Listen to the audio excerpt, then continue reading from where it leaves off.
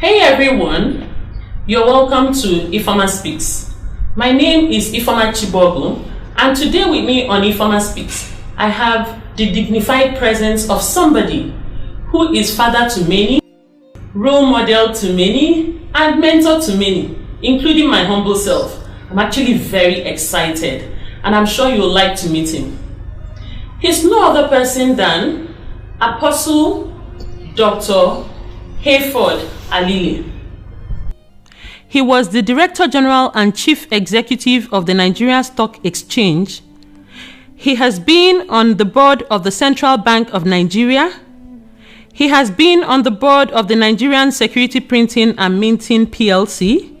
He served as the chairman of several companies including Unilever Nigeria PLC, Oceanic Bank Nigeria PLC, now EcoBank Nigeria PLC, UTC Nigeria PLC, and AfriInvest West Africa Limited.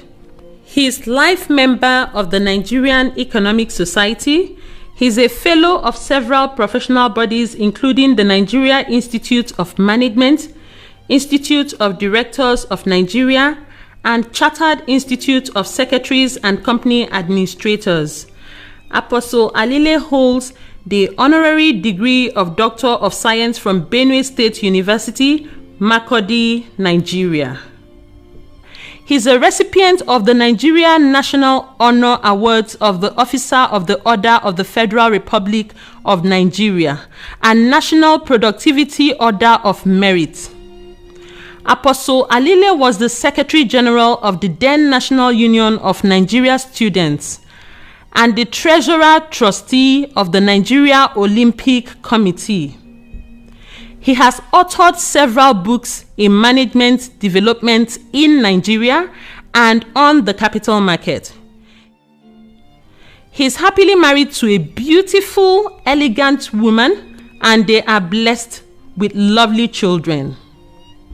Apostle Dr. HAYFORD Alile, OFR, NPOM, is the spiritual leader of a large church, St. Joseph's Chosen Church of God International.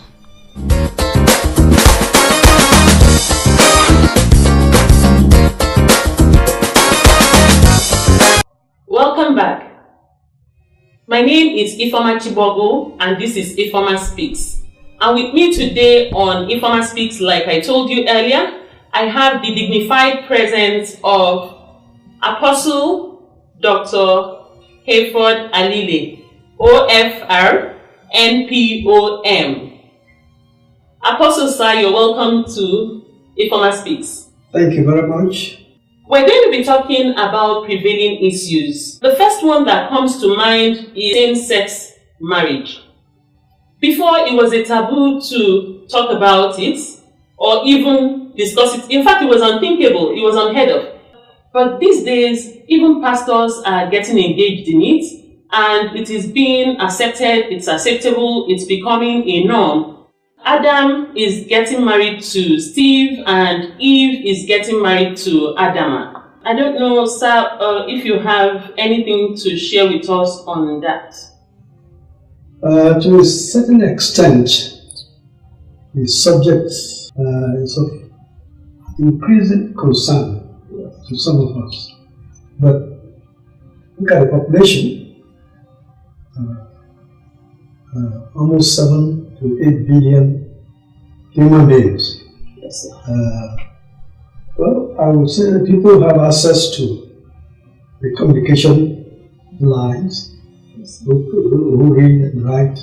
We are not up to 1% of those who have decayed in that direction. But our concern as Christians is to keep praying for them. That this is not what God had in mind in creating all of us. What He had in mind when He saw that man created, that He created in His own image and after His likeness, was deviating from the path that He had set for him. So He decided to create a woman who would be keeping man companionship, who will be doing according to his wish. But if it continues this way, it means that we are not praying and reminding our Father in heaven that some of his children are decaying.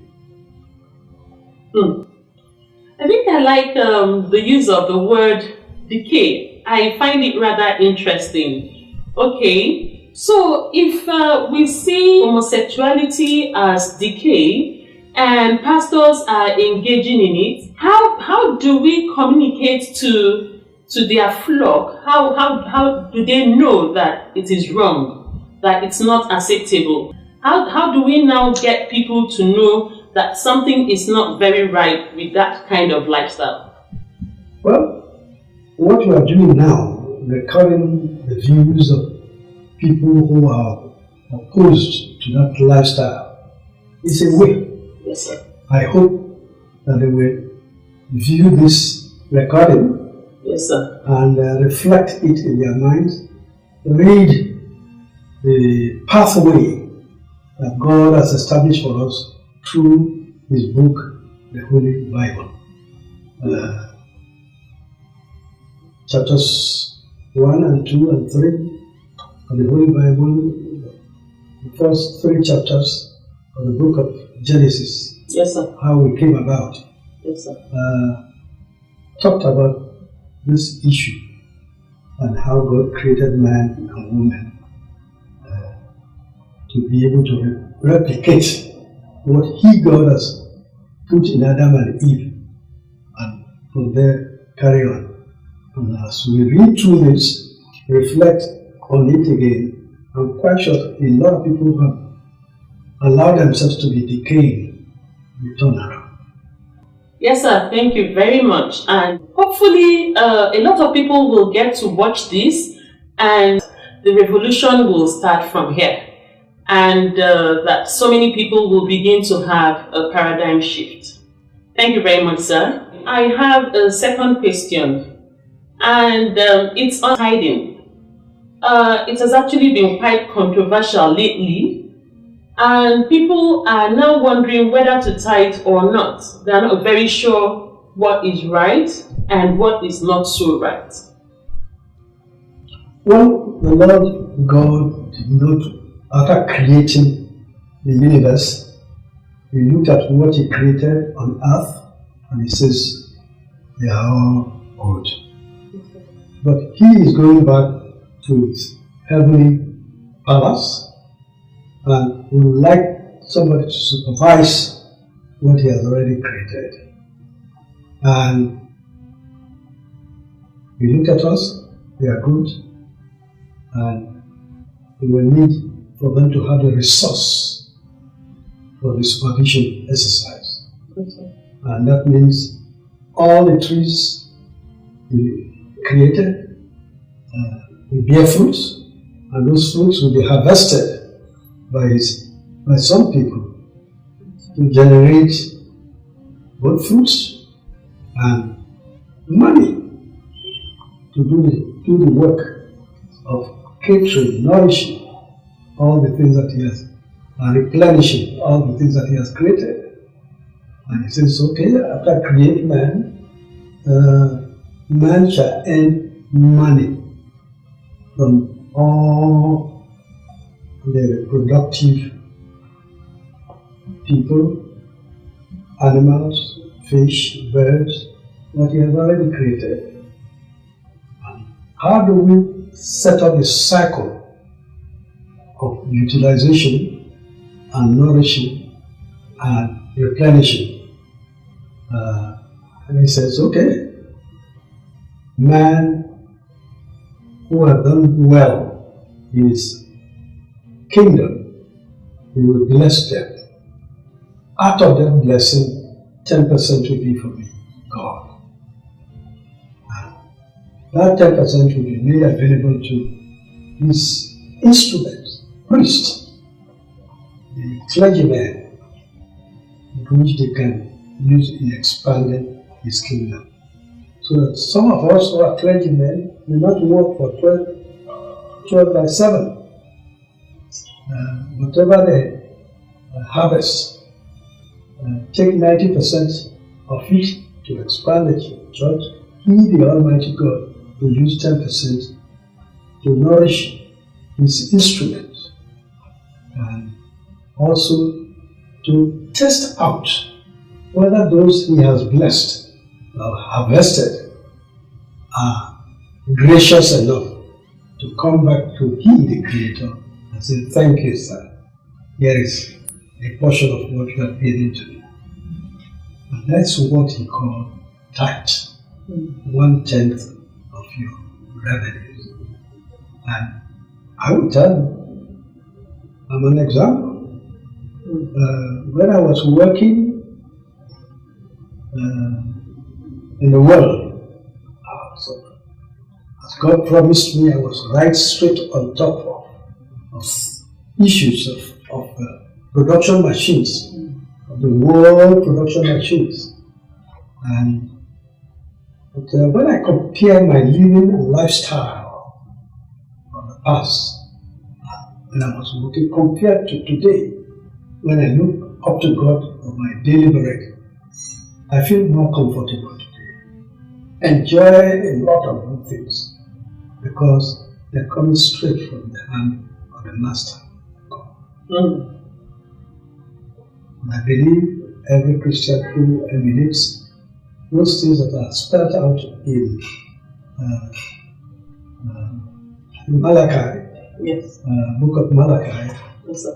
chapters mostly 2, 3, Yes, sir. on tithing. Yes, sir. You will find that if you practice it as the Lord expects of you, you will live very blessed, comfortable life. Okay. If I heard you correctly, tithing is a way of appreciating God and saying thank you for all He has done. And it's also a way of maintaining pastors who are not working the 9-to-5 way. So it's very necessary for people to pay tithe so that the house of God can be in order.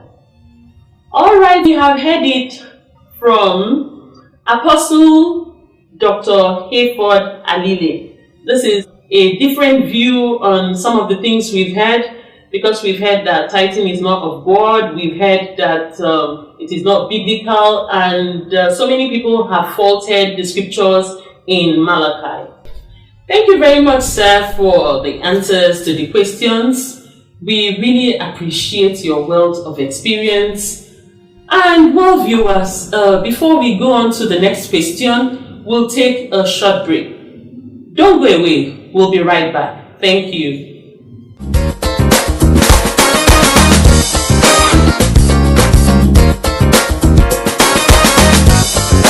Welcome back, viewers, and thank you very much for still being with us. And thank you, sir. The next question I would like to ask is on the flamboyant lifestyle of contemporary pastors. It is actually very alarming and a major source of concern because their paraphernalia is almost like that of politicians. I'm talking about the private jets, I'm talking about the flashy cars, the armored cars, and the bodyguards. You hardly see pastors these days moving around without tight security, and one is bound to wonder what they are afraid of. And if their God is not enough to take care of them, if their God cannot take care of them. So I'd actually like to know your view on that. It's really a situation that is making some of us feel ashamed of seeing people whose lifestyle is competing with those who are leading evil lives. Our duty will be to take away from the time we spend praying for the sustainability of genuine Christians. I'm moving that time to pray for these new time ministers. Really, we don't need to spend our time on this, but make sure that the world gives a second chance to those who are misbehaving. We continue to pray for them even in our private lives. But what is worrying is that a simple situation that some people do not understand is worrying. How do you go around telling the world, don't do this, don't live this type of lifestyle, don't steal, and then begin to do exactly what you are telling them not to do? It's worrying. And all we need to do is look up to our Creator and tell Him that some of us are misbehaving, neutralizing what we are telling the world about you, God. So help us turn them around. Interesting. I like the point you made. That's a very good point. Well, viewers, we have heard it from Apostle Dr. HAYFORD Alile. So rather than spend time criticizing pastors, we should pray for them. Our next question today, sir, it is on love in Christendom. It's on love between the amongst the people of God, because these days what we see, particularly in Christian leadership, is so much competition, so much rancor, and I don't know if there is anything we can do to regulate or to mend this anomaly. Well, there's not much except to look up to God. And I wanted to use the word, remind our Father in heaven that this is not what you created us for. This is not the definition of love that you gave to us in your holy book. Unfortunately, as you say, a lot of us ministers compete for the time of our people and tell them to dress this way, to go to this type of school, and so on and so forth. The Bible is very definitive of the assignment. God spelled out in the Bible that the third party of the Blessed Trinity will be communicating between us and Himself is the Holy Ghost. And the Holy Ghost spelled out to us the gifts out of which a Christian will be endowed. And love, of course, is one of them.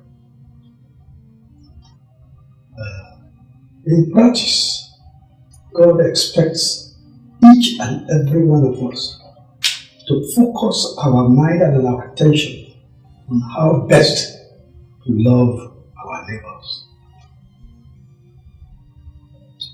And our neighbors could be either good or evil.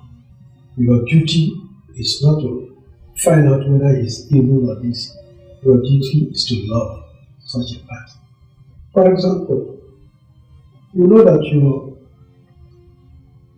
enemy has very limited number of apparatus, and it spreads the best ones on the wire outside for the sun to shine on them and dry them, and suddenly rain started falling. I said, okay, let it fall. Let it be wet. It's your duty to help take those clothes in, leave the rest unto God as judgment, whatever reward He wants to give to your enemy. He never fails in that. And that is actually a key takeaway for our viewers. I'd like you to know that as Christians, or even if you're not even Christians, that if you can exhibit love in your heart, God will always be there for you and God will always stand for you.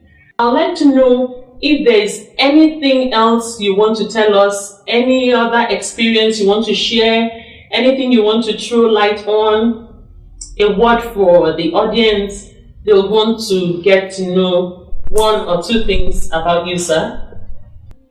Well, we have quite a lot to talk about, But behind it all is love. it's all summarized under the practical instruction given to us by God. Love your neighbor as yourself.